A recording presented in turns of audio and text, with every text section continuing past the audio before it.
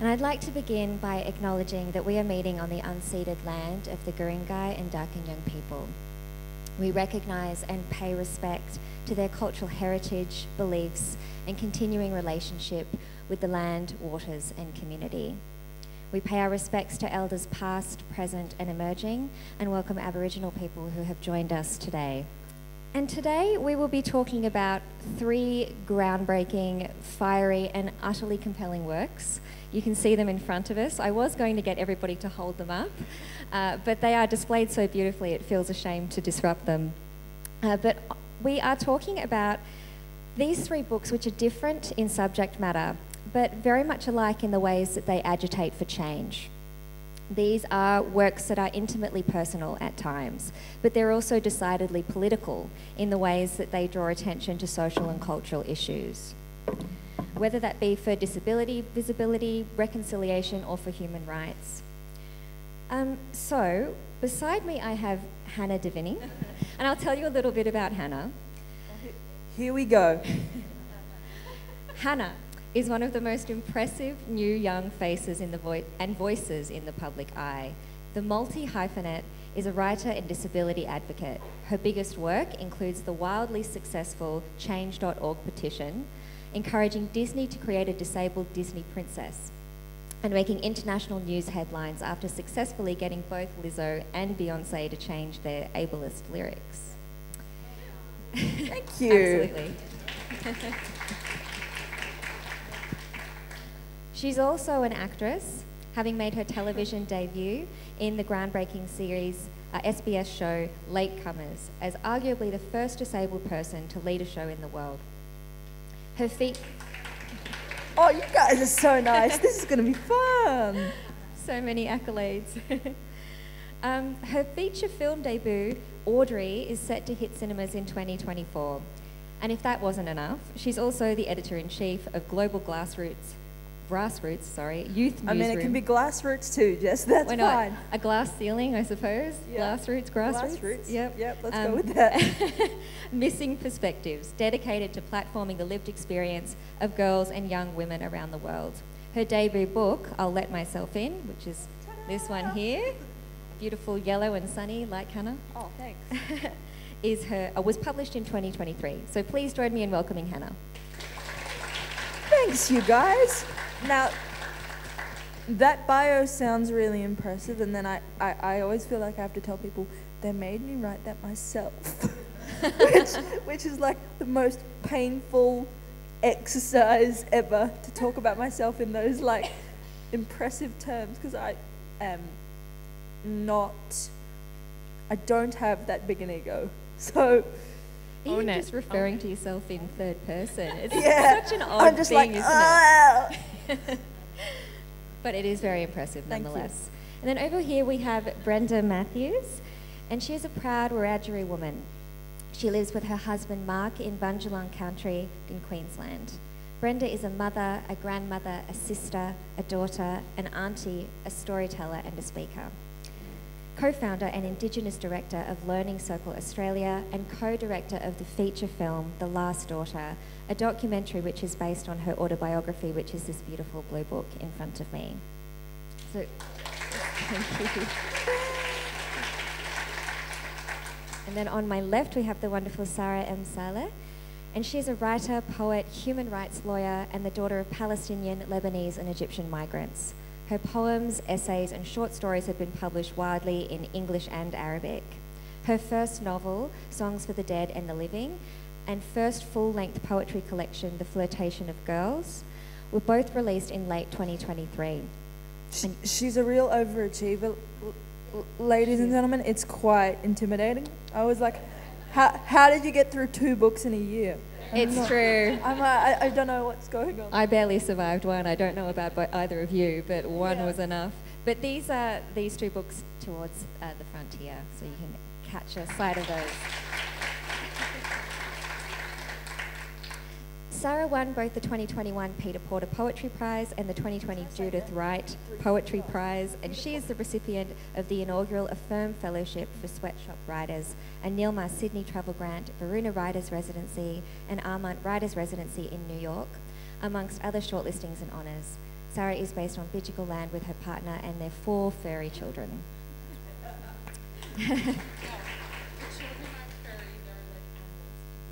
Right. That's good to clarify. Yeah. That's an important clarification. So I thought we might open up with Hannah. Of course you did, Jess. Sorry to pick on you. No, it's all right. But Hannah, in your gorgeous memoir, you write explicitly about your disability advocacy, and you Surprise. and you mention the possibility for stories of lived experience to crack people's worldviews wide open. Can you tell us a little bit more about this and how your book might be part of this undertaking? I can try. First of all, though, I do want to acknowledge the traditional owners of the land that we're on, and I also want to acknowledge that it's Reconciliation Week, and it's also been a massive and quite emotionally devastating week for anyone who pays attention to what goes on in the world. So I want to acknowledge that, and I also want to acknowledge how incredible it is that you all came out in this horrendous weather to hang out with us today. Thank you so much, because when we were driving up here, I was like, I don't know if anyone's going to show up. Like, it's horrible out there. No, but to answer your wonderful question, Jess, I feel like I should start kind of at the beginning and explain for anyone who doesn't know that I have cerebral palsy, which is a physical disability that affects my fine and gross motor skills. In non-scientific English, that means it affects everything from the way I walk, stand, and balance to the way I use my hands, whether I can do up the buttons on a shirt, use cutlery well, or play a musical instrument. Unfortunately, those skills are not mine to have, but I have others, so that's okay. But for me, I find lived experience the most accessible way for a lot of people to understand things about the world, and that's kind of the driving force of all of the work that I do, whether it be on my own as an advocate or with Missing Perspectives. The whole idea of that as an organisation is to tell the stories of women and girls around the world and the issues they face from the women and girls who are actually living it, which means that in every kind of global crisis that there has been over the last 3 years, and there's been a few, we've spoken to women and girls on the ground who are experiencing it, and we are very, very aware of the fact that when you tell a story with lived experience, the person telling it is being quite generous because they don't get to switch it off. They don't get to turn away from it or walk away from it. Like, there's not a day in my life, also by virtue of this being a permanent disability, that I don't get to be disabled, or that Brenda doesn't move through the world as an Indigenous woman, or that Sara doesn't move through the world as Palestinian. And sometimes that can be really, really helpful for people to think about, because when things go wrong, or when we are faced with microaggressions or barriers to our participation or our joy in the world, for a lot of people it can appear to be like an isolated incident, but for us it might be like the 10,000th thing we've gone through. So it's just remembering that, like, the effect and the impact of everything that you do, and this is the same for anyone, whether they're marginalised or not, is cumulative. And just being really aware and conscious of that when you're interacting with people and when you're moving through the world. And did you feel like your book was sort of shedding light on some of those things? I hope so.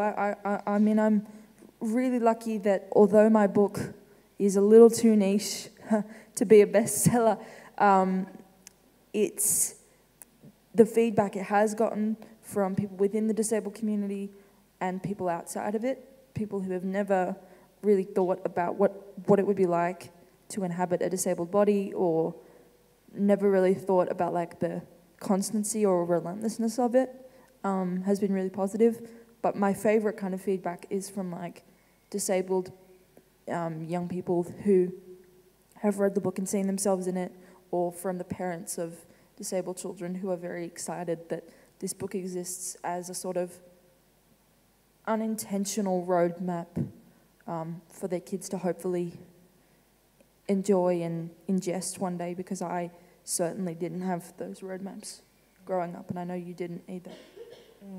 That's really powerful. Yeah, the power of representation. Yeah. Of seeing yourself on the page or the screen. It is so incredibly important. Sara, in so much of what you do as a poet, a novelist, and a human rights lawyer and community organiser, there appears to be a thread of seeking justice and of asking questions about power.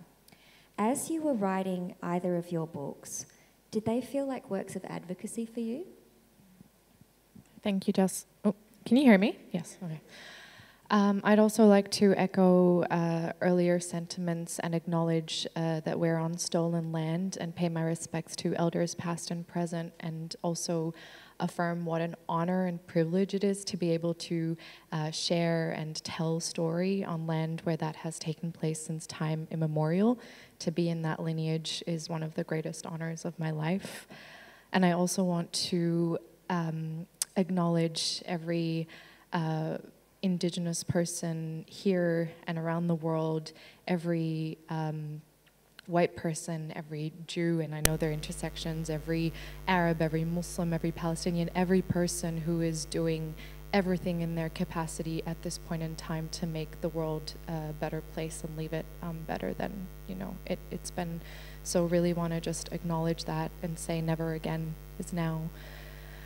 I, as you said, wear multiple hijabs, as I like to joke, my little dad jokes, or multiple turbans, and I tend to write poetry and fiction and short stories and essays, so I do dabble in different genres and art forms. And whenever I come to a piece of work, I'm always thinking about my intention for that piece of work and what my, you know, the overarching sort of message of that work is. So whether it's a poem about, you know, my favorite food group is ice cream, or if it's something a little bit more serious and sober, no matter what it is, I'm thinking about my responsibilities as a writer, the impact of that piece of work once it's out there in the world as part of the greater ethics of storytelling, and again, my intention. So is this form, is this message best served by this form, or is there another way I can tell this story, or I can and sort of put this message out there in the world? And sometimes, as I said, it's as simple as I just want to write a poem about this thing, and that's okay. And other times it's a little bit more, it's worth, you know, considering a little bit more. So while I do have pieces of work that are strictly what I would call advocacy, and, you know, much more sort of overtly or explicitly political and in sort of political mediums, and that reach audiences, a particular sort of audience, what I really wanted for this novel, for Songs for the Dead, and also for the poetry, was to just be able to write unencumbered, to not write with only one particular sort of goal in mind and restrict myself that way. And I think, you know, as I said, you always want to think about your impact on, especially when you are a racialized body moving in a particular way in the world, so racialized and gendered body. But if someone, you know, came to my book with a particular view, you know, they were already anti-Arab or they were already anti-Muslim or whatever it was, my book isn't written because I'm trying to convince them of my humanity or convince them otherwise. So the best thing I can say and the best thing I can do for myself as a writer is to write the best way I know how, to write free. And so I think that's really kind of my approach, which I guess ultimately means that if they happen to be advocacy projects and that's how they're received, fine, but that's certainly not the way in which I sort of restricted myself or intended the book and the novel, the poetry in the novel to be. That's such an interesting distinction. Really, really wonderful. Thank you. Brenda, The Last Daughter shares your lived experience of being stolen from your Indigenous parents, your biological parents, and being placed in the care of a white family for 5 years. What was the thing that drove you to share your story? I think, can you hear me? Yeah. I think it was the hurt and the pain that my mum and dad carried, you know, and I could see that being passed down to us. And, you know, I looked in the mirror one time, I was so depressed and I didn't know who I was or where I belonged. And I saw, when I looked up and saw my image in the mirror, it was the image of my mother. And yeah, it was a sad image, and I didn't want to be that image anymore, you know. I didn't want to be that victim of the trauma and the hurt and the pain, you know, but also I knew I had connection or something there with my white family. So being able to go back and find answers on both sides and find a place to belong in both homes and both cultures, yeah, helped me to sort of keep wanting to go on. But also it was my children and grandchildren, you know, but also the wider nation, I suppose, you know. I could see our mob still struggling with identity, belonging and connection. But I also could see, you know, our white brothers and sisters that were trying to help reconcile, but sometimes didn't know how. Yeah, not having the tools on both sides.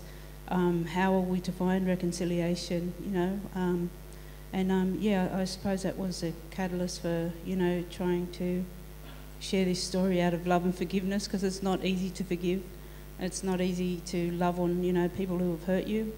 But finding that strength and that deeper love that was calling me back to, you know, my mother and father's place, my white family, but also trying to reconnect with my Indigenous family.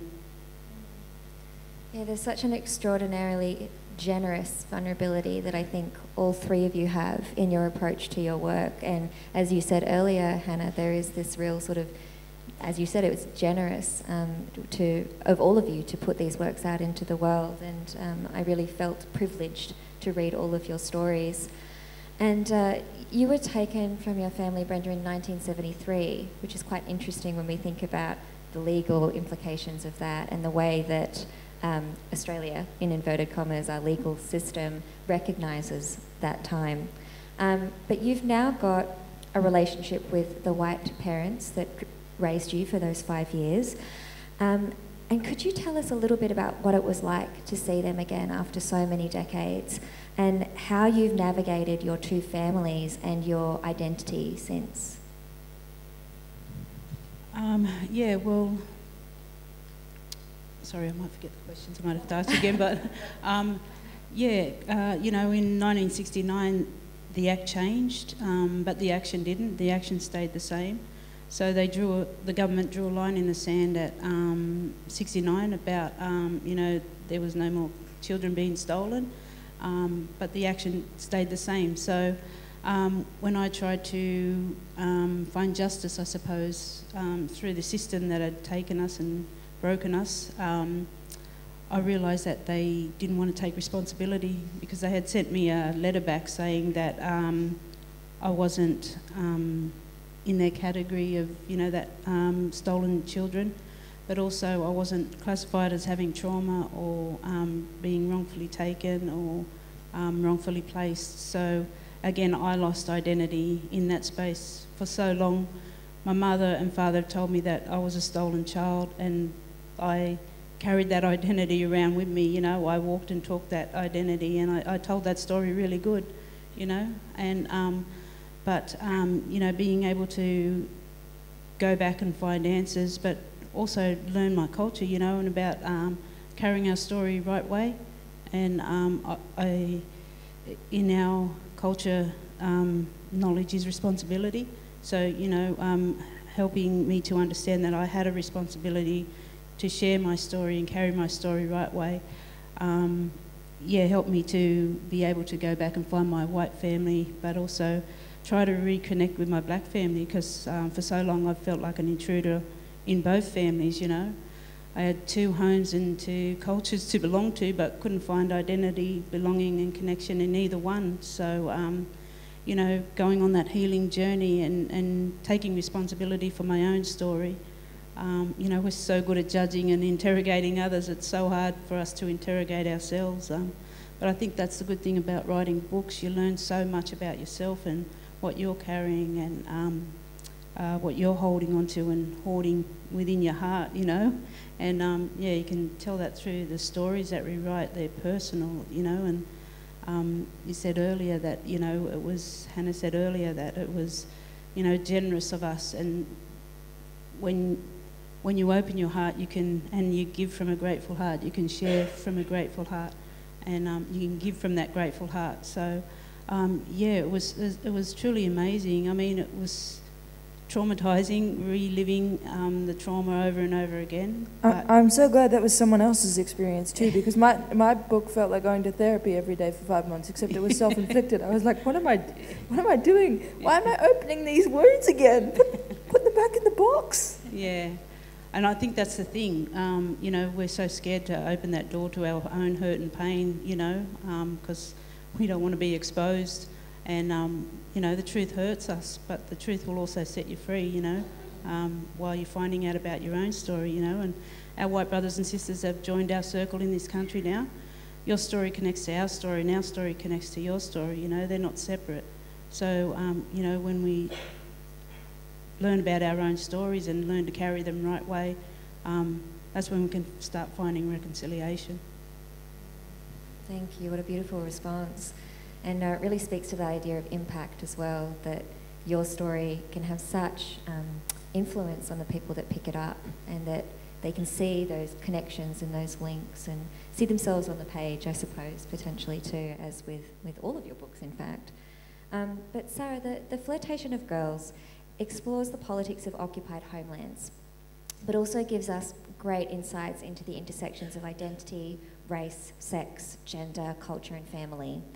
I'm wondering what made you want to tell the various stories that are housed in this collection, and was there something that felt especially urgent about the work, especially given all that's going on right now? So I was very you know, lucky to grow up in a family that was led by a lot of sort of loud and loving and powerful women who manifested that in all sorts of different ways, big and small. And so for me, this collection, The Flirtation of Girls, was very much about looking at and really interested in how women, in particular Arab women, speak back and fight all forms of violence, be it state violence, colonial violence, border violence, partner, you know, intimate partner violence, family violence, all of that. So I really wanted to look at how we speak back to that and how we also are able to find ourselves and find joy and love and sisterhood and connection in the little spaces in our relationships in sort of subversive ways that aren't always seen or recognized. So, you know, Arab women and both the ones that I am surrounded by and beyond have for a very long time been telling stories.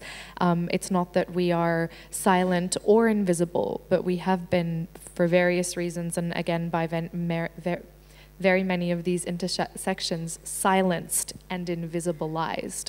So for me, it was about making that known, bringing our whole selves to this collection, and that is why it, you know, it deals with all these things, or it explores all these things, because that is our, you know, these are our lives. That is our life. It's one big hot mess. I couldn't tell you where it begins and where it ends, but these are just a snapshot of the experiences. And so, and I, you know, it took me years to write this collection. But you asked about it in the current context. Well, the current context didn't obviously just begin. It's been ongoing, and I think this book exactly speaks to that, because I wrote most of the poems in this collection long before October, and it was published in November, end of November. But it was almost serendipitous that it came out at the time, because it shows exactly that. But it's also quite bittersweet, because I think one of the reasons people have now, have picked it up and have been really interested to read it and hear from us and hear our perspectives and amplify our voices is exactly because of what's going on right now. And that's really hard to kind of contend with. Like, I'm really happy that people are coming along now and making room for our stories, which have always been there, but it's really hard to contend with that it took such a horrible thing for that to happen. Absolutely. Oh, I was just going to say, I imagine that you wish it was for any other reason than what it is for. And I've been lucky enough to interview Sara about her beautiful book, The Flirtation of Girls. And there's a poem in there called Live from Gaza. And I interviewed you just after the book had come out, just after the events that we are currently seeing had kicked off, and it felt like you could have written that poem the day before I spoke to you, and it was exactly reflective of what's been going on, but obviously you'd written it months before because that's how books work. So I think the fact that your work has been relevant for so long is painful, but you carry that with such grace. Thank you. You can clap. I mean, it's fine if you found it moving. Yeah, I mean, I guess the only thing I'll say to that is I really would have loved to be able to celebrate this collection and be, very proud of it, and I am. But it's also, as I said, quite a loaded and bittersweet term. Like, I will give back. I think I said this to you when we were talking. I would give back all the poetry, all the poems, all the words in a heartbeat if I could, if it meant that I could save 40,000 people from dying or being killed, being murdered. Absolutely.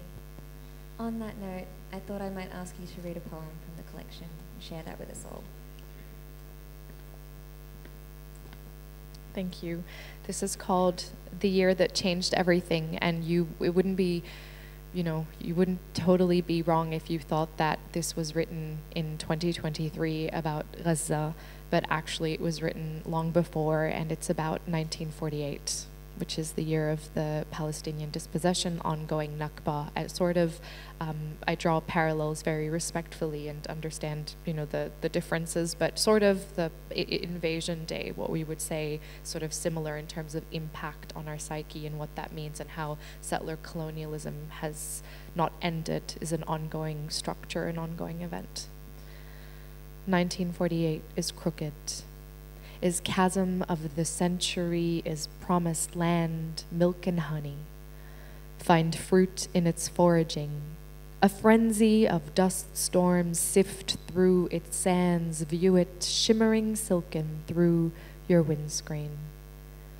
1948 is the Mediterranean, and its charred sky is the queerest city on this planet, is music full blast, dizzying fun park ride, is ancient, ancient. Don't you want to be free in this future utopia? Parade down the streets swaddled in your brightest rainbows. 1948 is stockpile of prickly pears and the poisonous eucalypts pleated across the vistas, and we, invasive species, a sting of wind passing in their flourishing, an exit wound stitched up expertly. No outcry for that, no outcry still. The land will come for you, I think it already has. Didn't they mention? There are bounties and there is bounty, and we have already paid dearly. You stayed to be citizened, to be bronzed, baby. Didn't they tell you this is your God-given right, your inheritance? I should know. There is never a good time to lose a country.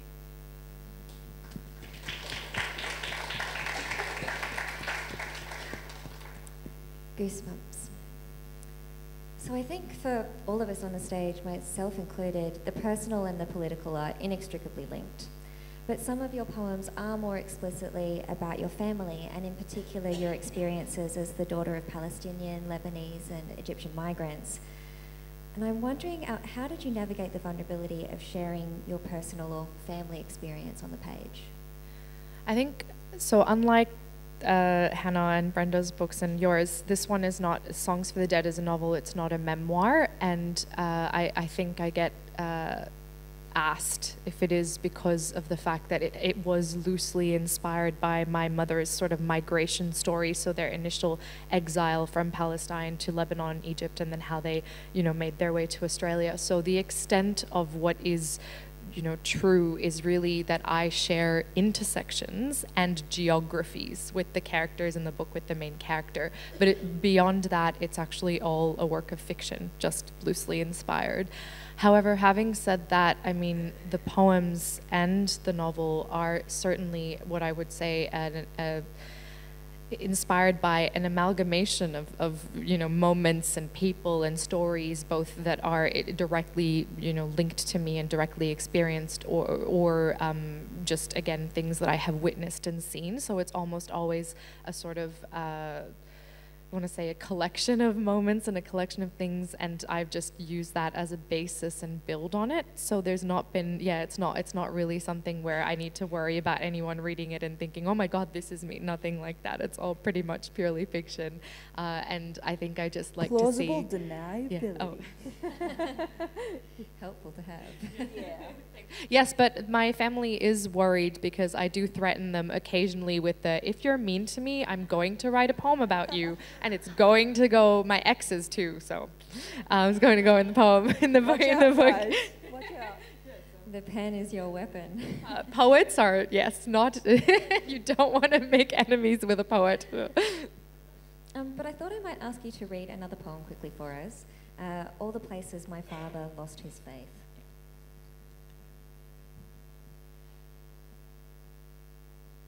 So this one, just very quickly, there are certain things in this that are reflective of my experiences, and probably, as Brenda said earlier, my way of processing things and making sense of the world. And sometimes I feel like you don't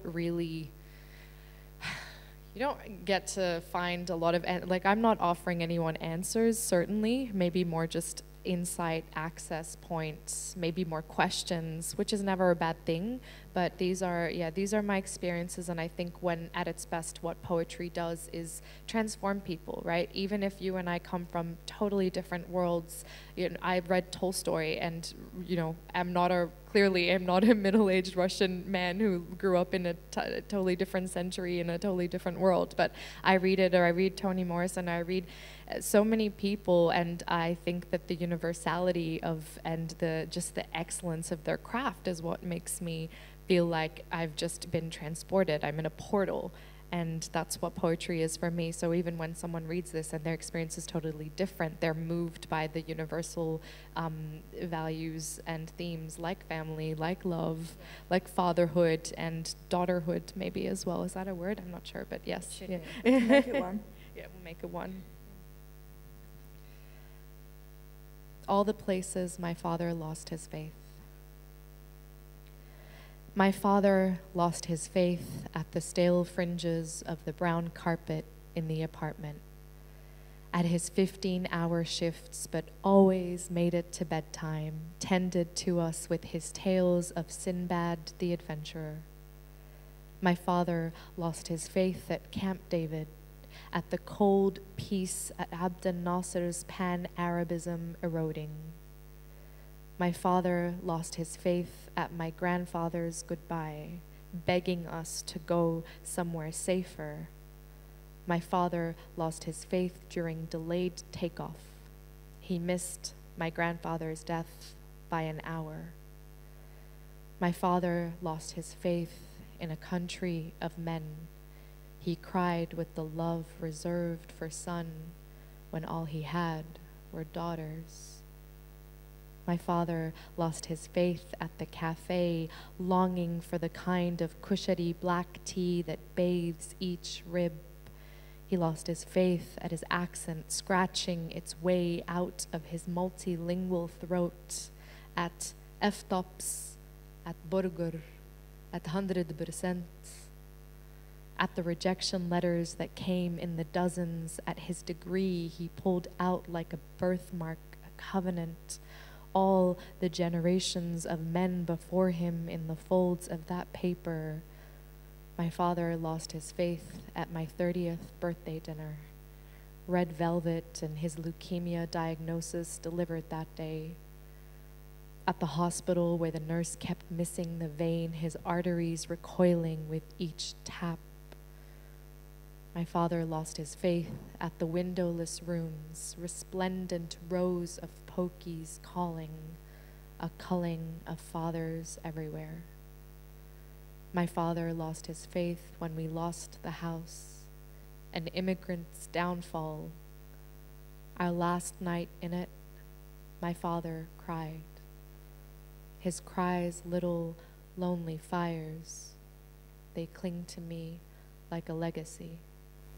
I should have cut him in half, see what's eating at his rind, what parting of seas sutured him together, his want for a life of more. I think I was terrified of seeing him then.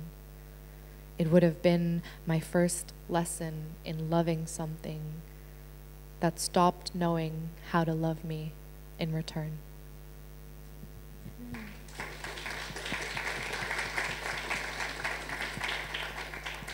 You're not really supposed to tear up in front of a whole room of people, but thank you. That was really beautiful. Thank you for sharing that with us. Hannah. Jess, how on earth am I supposed to follow that? You don't have any poems up your sleeve? You just can't feel like you're that talented. I write poetry, but it's not seeing the light of day today. Well, not today. No. We're very interested in your prose, though, and we're hoping that you'll share some with us in just a moment. But first, a question. Yes. You write about sex and romance, and you challenge many of our dominant ideas about sexuality and disability, both in latecomers but also on the page. Mm-hmm. And on page 82 of your book, you write, thankfully... She's so specific. Just to jog your memory. Yeah. Thankfully, I stopped being a nice disabled girl. I wonder if you could unpack that a little bit for us, and what does that mean to you? Yeah, okay. So the bite-sized version of that is basically the idea that disabled people have both by circumstance beyond their control and by like societal expectation been silenced and invisibilized, as Sara so eloquently put it earlier. So in 1999 when I was born, there was a friend of my uncle's who said to him upon hearing that I was 12 and a half weeks premature, so I guess your sister will be putting her in a home then. That was only 25 years ago. We are only 25 years past the point where the institutionalization of disabled people was the expectation.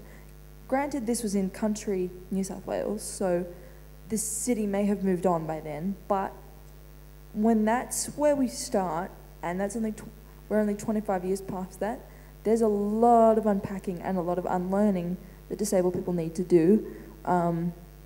Naturally, I guess I, believe it or not, grew up quite shy because I knew that to rock the boat around people became difficult if in the next breath I then had to ask them for help to go to the bathroom or to get in the car or to do something like that.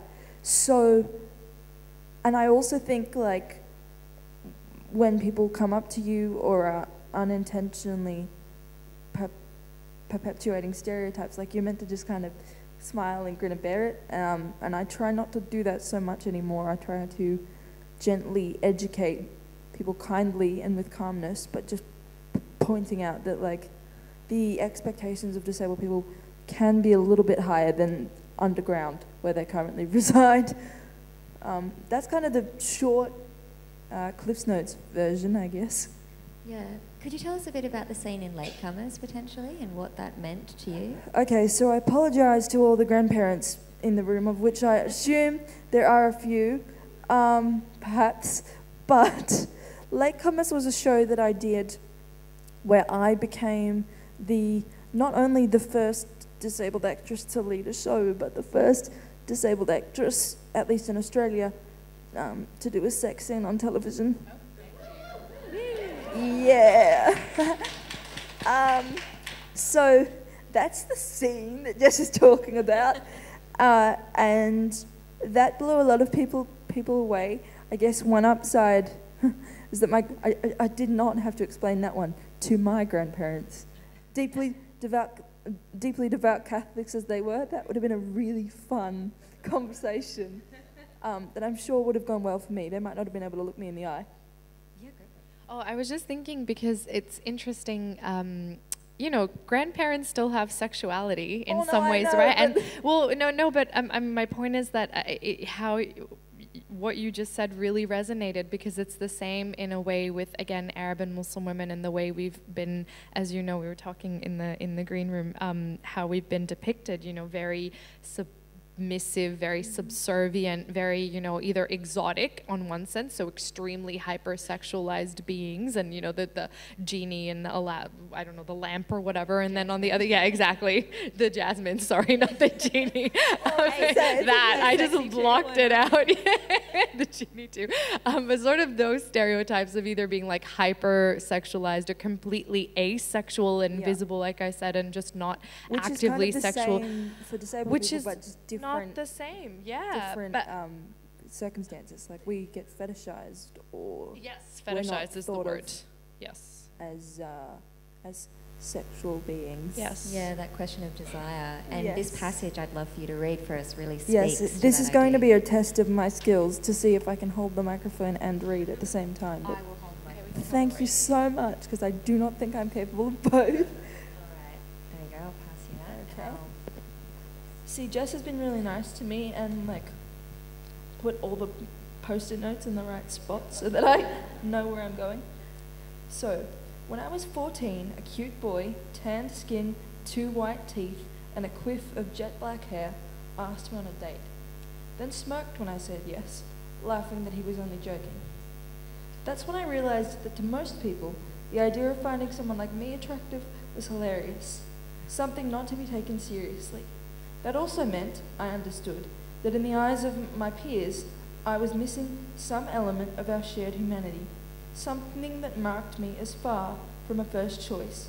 Who's going to choose me when the other girls have less baggage? I think I was 15 when I learned, I'm reading the right part, right? When I learned via the internet that there were people out there with fetishes for people with disabilities. Men who get a rush from being able to literally stand over disabled women, specifically those in wheelchairs as I am, and revel in our vulnerability. Thanks, internet, for revealing that particular treasure to me. Tumblr strikes again. I'm amused by the people laughing who I assume know what Tumblr is. Even writing about that now makes my skin crawl. I'm not a plaything or a prop to be used in someone's twisted fantasy, but a real person with desires, dreams, and flaws all my own. It's also one of the many reasons that even as people all around me use dating apps for sex, relationships, and even finding love, I stay the hell away from them. They scare me, plain and simple. It's not just the fetishes though. I worry about my safety too. It's a fact that disabled women are more likely to be victims of heinous things such as sexual assault and worse. This fear hovers like a poisonous mist over any hope I might have. Did I miss something? Oh. When dating became part of the social landscape for the people I hung out with when we were around 17, I realized a painful truth. Most people in the conversations we'd have about ideal partners or whatever would assume that anyone I was with would obviously have to be disabled too. When I pressed them on why they thought this was necessary, they'd mumble, you know, and trail off awkwardly, unable to make eye contact. Sometimes they'd be braver. Well, it would be easier. Easier for whom? For me? For them? Or for the unspoken third party in all of this? The able-bodied person who would never need to be my partner and understand my life in all its complexity. never need to realize that I did actually have value as a human being. I never spoke those thoughts aloud, but somehow the conversation we weren't having was still the louder of the two.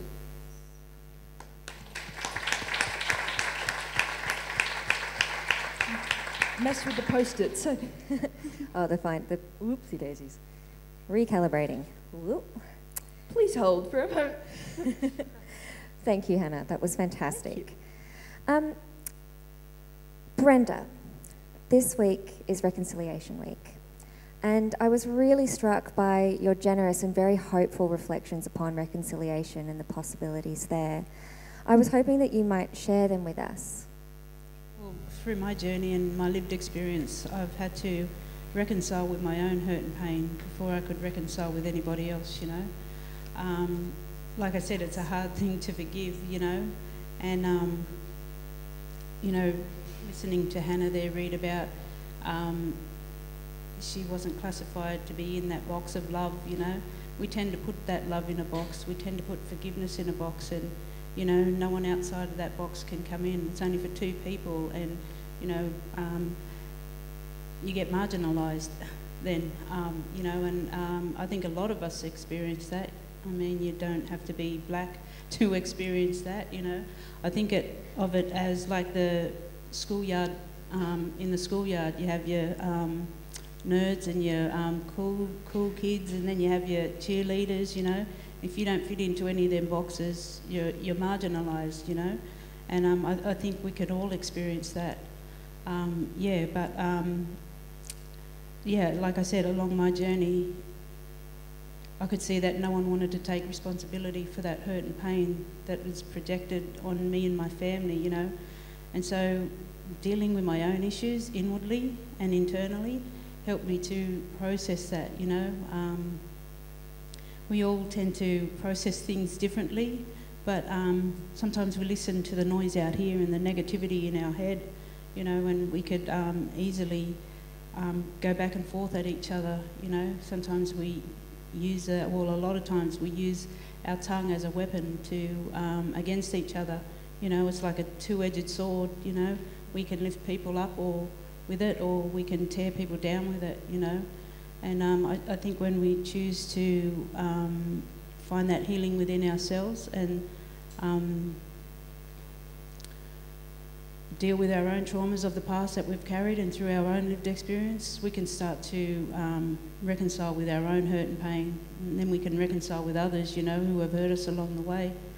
You know, we talked about the other day at a schoolyard about safe spaces. And, you know, we could all get into them safe spaces sometimes, you know, whether it be a husband or a wife or a friend or a family or whatever, you know, getting in these unsafe spaces and not knowing what to do, you know, when you feel threatened, you know, physically, mentally or spiritually, you know, and we don't have the tools to navigate them spaces, and, you know, we seem to straight away go back again. Revenge is the best thing, you know, and we see that as, you know, taking revenge on that person who has hurt us, to be able to become the hero in the story, you know. But in a story, there's not just one person, you know.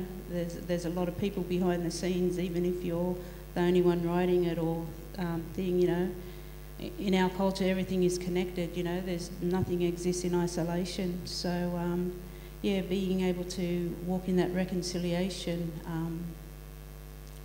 I think we can all start to do that, you know, when we treat each other as brothers and sisters, and you know, not in a hierarchical sense, but in a reciprocal relation sense, where we can support each other in that, no matter what colour, what culture we're from, you know.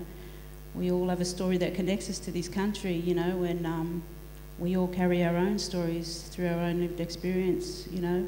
A lot of people have come from overseas and joined our circle now in this country, and you carry the stories of your ancestors, you know, from wherever you come from, as we do here, you know, in this country. And yeah, if it wasn't for our ancestors on all sides, you know, going before us and creating this safe space so we could share our stories here today with you all, yeah, we can be very thankful and grateful that they have gone before us to lead the way.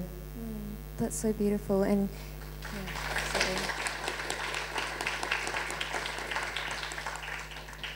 You also write that you share your story out of love and forgiveness, and I just thought that is such a profound, and again, this theme of generosity, again, rippling through, really, really beautiful and moving. We've got time for maybe one final question before I do 5 minutes of questions for you guys, but I thought I'd open this one up to the three of you. A final question in two parts. So is there a personal cost to this kind of advocacy and truth-telling? And also, what keeps you going? Any of you would like to answer that? So the short answer to part A for all of us is yes. There is a personal cost to the advocacy that we do because we are consistently putting ourselves in spaces or positions where our safety or our power is not guaranteed. And a lot of the time I feel myself that part of the reason why I do that is not necessarily for myself, but for the people who will come after me, who will hopefully have an easier time navigating the world in the way that I do than I have.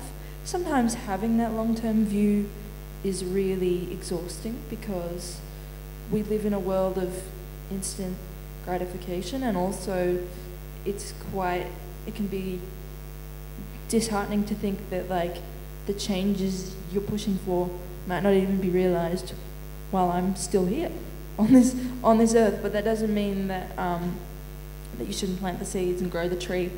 And in terms of what keeps me going, I think there are so many people out there who are fighting the good fight, who are not letting the forces of evil and hate and separation win. And sometimes those forces can be very, very, very loud, like this week, for example. But it gives me strength to see that I'm not the only one who doesn't think the way that the world works now is the way that it should work, and that there is actual value in fighting for the world as it should be, rather than just throwing up your hands and saying, well, that's the way it is. It doesn't have to be. Absolutely.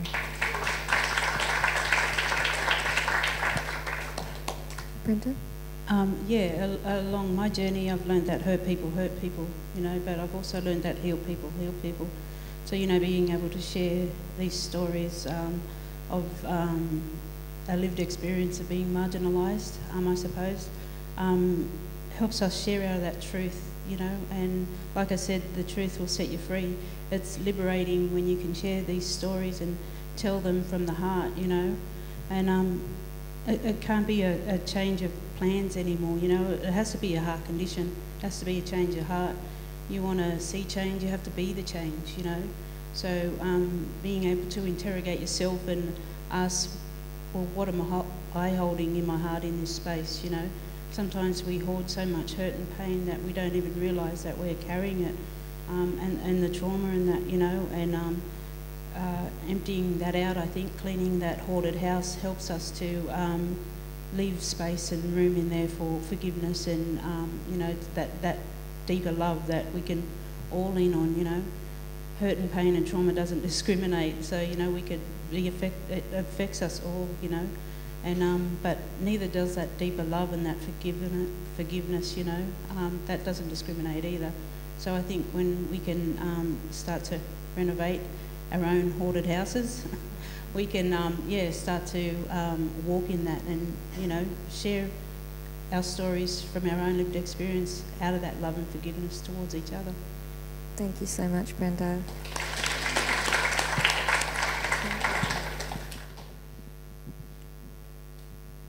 My unwavering belief in freedom and the fact that freedom is a human condition not just a political arrangement. It's actually a precondition for any political arrangement we are to enter, and we need to all be in that condition of freedom and in liberation. And so there is no future that I see in which racist, supremacist, exclusionary ideologies that impact all of us in this room in one way or another. There's no future in which I see these ideologies thriving.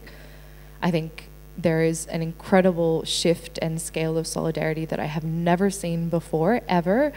And I draw a lot of strength and inspiration from understanding that these are not a sort of unprecedented or exceptional times. There's always been injustice, and there's always been people and communities at the forefront of movements fighting that injustice and fighting to make the world better. And empires have fallen and have crumbled, and they will continue to fall as long as we are all doing the best that we can, as much as we can, in what is in our capacity and within our privilege, I suppose. So what keeps me going is freedom.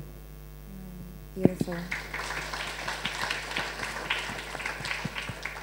Thank you all so much for, as Hannah put it, fighting the good fight. Thank you for your fire, for your courage.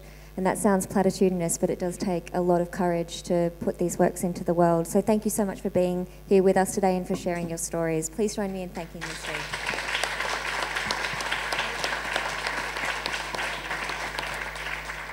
Do we have time for a couple of questions? Yeah, we can take a few questions. If anybody has one, pop your hands up, and I think someone will come around with a mic.